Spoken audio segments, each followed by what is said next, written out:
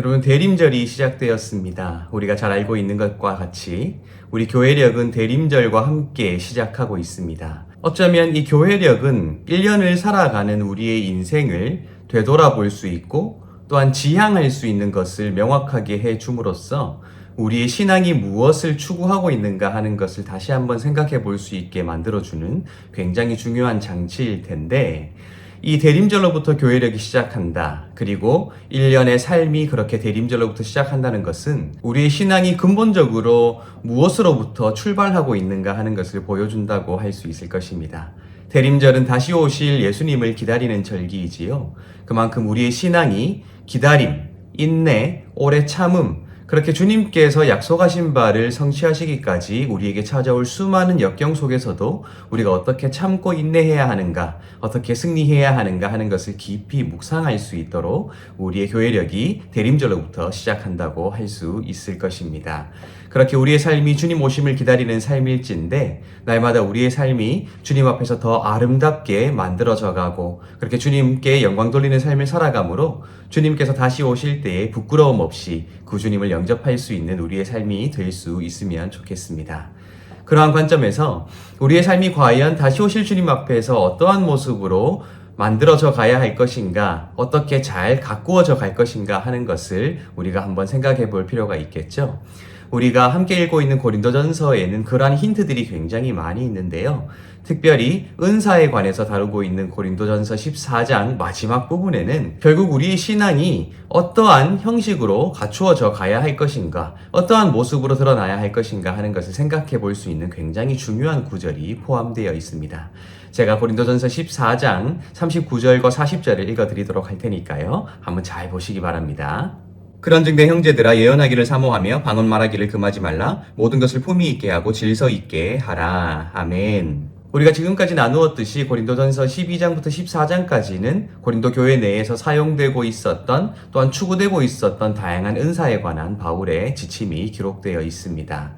그만큼 많은 은사들을 누리고 있었고 또한 사용하고 있었지만 그 은사를 사용하는 그들의 삶의 모습과 태도가 그리 아름답지 않았기 때문에 바울은 그러한 것들을 통하여서 그들을 책망하기도 하고 또한 권면하기도 하는 내용이 12장부터 14장까지 기록되어 있다는 것이죠. 특별히 14장에는 말과 관련된 은사인 예언과 방언에 대해서 말하고 있는데, 바울은 교회 내에서 통역하는 자가 없다면 믿지 않는 자들이 그들의 모습을 보고 미쳤다고 하지 아니하겠느냐라고 하므로 통역하는 자가 없이는 교회에서 방언 말하는 것을 절제해야 한다. 그리고 오히려 예언하기를 힘쓰라고 말하고 있다는 것을 우리가 알고 있습니다. 그렇기 때문에 우리는 이 은사에 관한 지침의 마지막 부분인 14장 39절과 40절에 바울이 방언하기를 더 절제해야 한다고 결론 짓게 된다거나 아니면 예언 말하기를 힘쓰라고만 그렇게 주장할 것이라고 예측하기 쉽지만, 예상외로 바울은 이 구절에서 예언과 방언 모두를 소중하게 여기고 있다는 사실을 드러내고 있지요. 39절에 이렇게 되어 있기 때문입니다. 그런즉 내 형제들아, 예언하기를 사모하며 방언 말하기를 금하지 말라 라고 말입니다. 예언하기를 사모하고 방언 말하기를 금하지 말라, 결국 두 은사 모두 하나님께서 주신 것이기에 소중한 은사라는 것이지요. 그래서 이 둘 모두를 바울이 권장하고 있다는 것입니다. 그렇다면 바울은 왜 지금까지 방언을 교회 내에서 통역하는 자가 없이는 절제해야 한다고 말했을까요? 그 굉장히 중요한 힌트가 40절에 기록되어 있죠. 그들의 이 방언을 말하는 것과 예언을 말하는 것 뿐만 아니라 모든 은사를 사용하는 일에 있어 그들은 품위를 잃어가고 있었고 질서가 없었기 때문이라는 것입니다.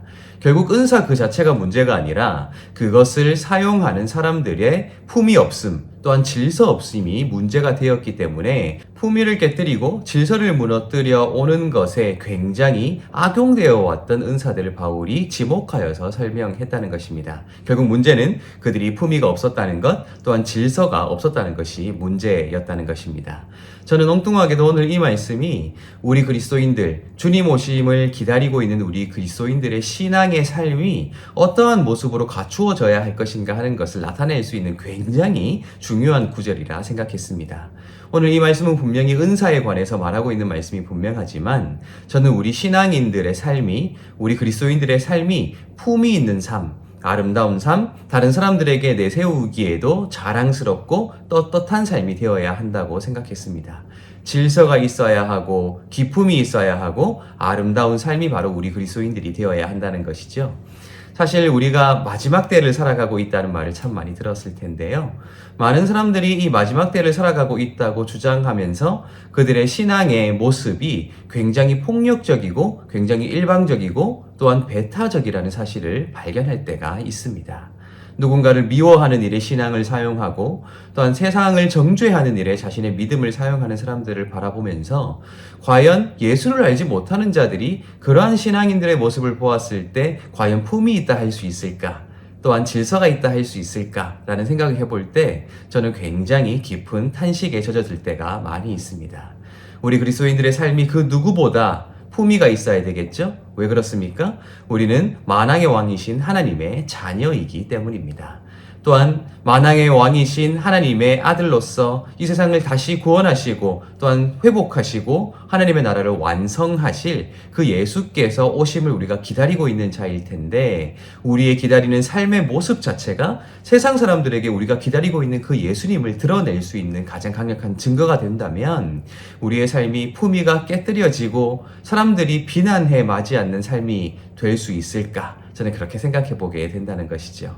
이 은사 사용의 문제에 있어서 품위를 가져야 한다, 질서를 가져야 한다고 말했던 이 바울의 이 주장은 우리의 삶에, 우리의 신앙의 여정의 가장 근본적인 그러한 모습이 되어야 되지 않을까라는 생각을 해보게 됩니다. 나 자신이 생각하기에도 아름답고 품위 있는 삶, 또한 세상 사람들이 생각하기에도 아름답고 품위 있는 삶, 그렇게 우리의 삶을 아름다운 기다림으로 또한 오래 참음으로 주님 보시기에도 사랑스러운 삶으로 그렇게 채워져 나아갈 수 있으면 좋겠습니다. 그러한 삶으로 하나님께 영광 돌리시기를 예수님의 이름으로 축복합니다.